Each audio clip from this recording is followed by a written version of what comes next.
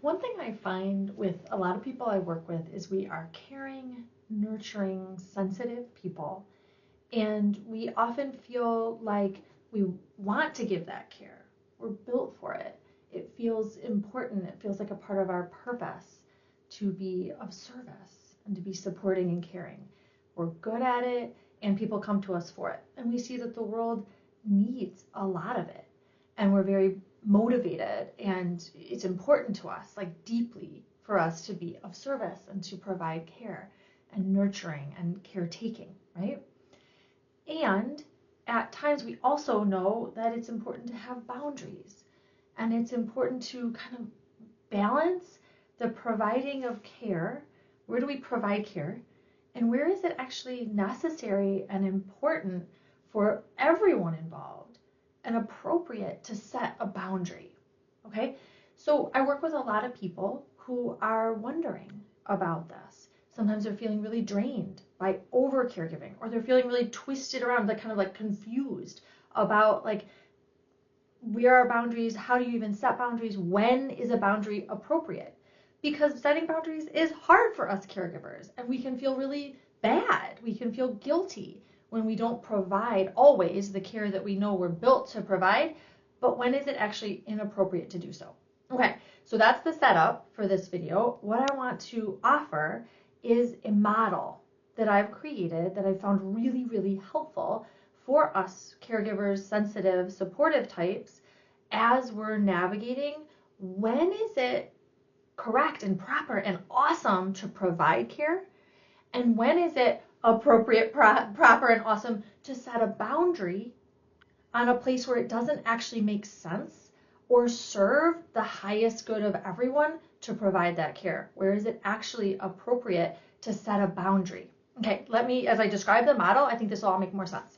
All right, so I'm gonna do it on a piece of paper to show you. I'm gonna do a circle, like a big dot in the center, okay?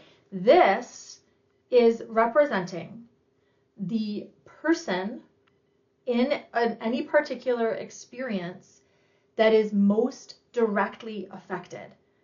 All right, so this is the person who is most directly affected by a life situation, whatever it might be. We'll get into examples in a minute. Okay, and then on the outside of that are the people. I'm drawing a circle. I call this model circles of care. You'll know why in a little bit. I'll do a circle around it.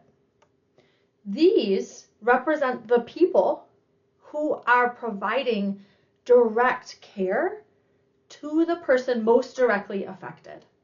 Okay, let's start with an example so this all can be make a little more sense. Let's say that this is a child, and let's say that the issue is struggling with math in school, right? Okay, so this child is struggling with math in school. That's the situation, and that's the person most directly affected, the person who is doing the struggle, okay? Or who is, not having math be as easy as they'd like or whatever. These are the caregivers, primary caregivers, or parents to that child, okay? Person, the primary caregiving role is there, and then we're going to do a circle around that. The next circle is going to represent the next layer of connection with that child or that person that's directly affected. These might be grandparents, they might be aunts, uncles, cousins, they might be teachers, they might be the therapists, whatever kind of support professionals they might be, okay? And so this is how this circles of care model works. The person most directly affected receives, it is appropriate and awesome to receive care going inward in the circle. If a person is a primary caregiver, parent, someone in that role, they provide care. Someone is a grandparent, uncle, aunt, teacher, they provide care. And that goes for even this middle circle. The outer circle folks, their job is to provide care, moving inward. Where is it appropriate for people to receive care? Where is it appropriate that care be given to them in this situation? Very important. It's appropriate on all circles out in your circle or everybody outside of your circle on the further reaches. Okay, so that's going to be for the kid, they receive care, period. Okay, for the parent or caregiver, they provide care going inward. They receive care. It is appropriate to receive care from anyone in their same circle if they're able to, or from an outer circle. Okay?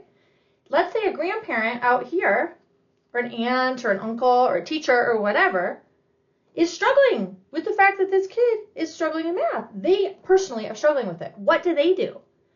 They receive care from whoever's outside of the circle even further for them. Maybe one of their friends. Maybe a fellow, maybe they have a partner or a spouse that they can talk about it with. Maybe their own therapist, their own support network. They go to an outer circle or to the same level they're at. It is not actually appropriate for a person on an outer end to go to somebody closer into it and expect to receive care because this person is closer to it. This is closer to the event. As someone closer to, they provide care this way, they receive care from that way. Right? Isn't this interesting? So we can do a lot of different examples, as many examples as there are in the world of life situations and people directly affected, and then the people that are there to care for them and the places they can receive care. Let's say this is you for a moment. All right? If this is you, and say you got some health news that you're struggling with, okay?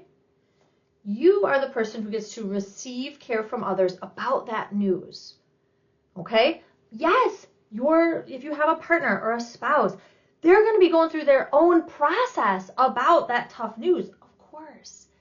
However, it's important that they get support from other people who care for you directly or for people outside, even further outside of the care for you.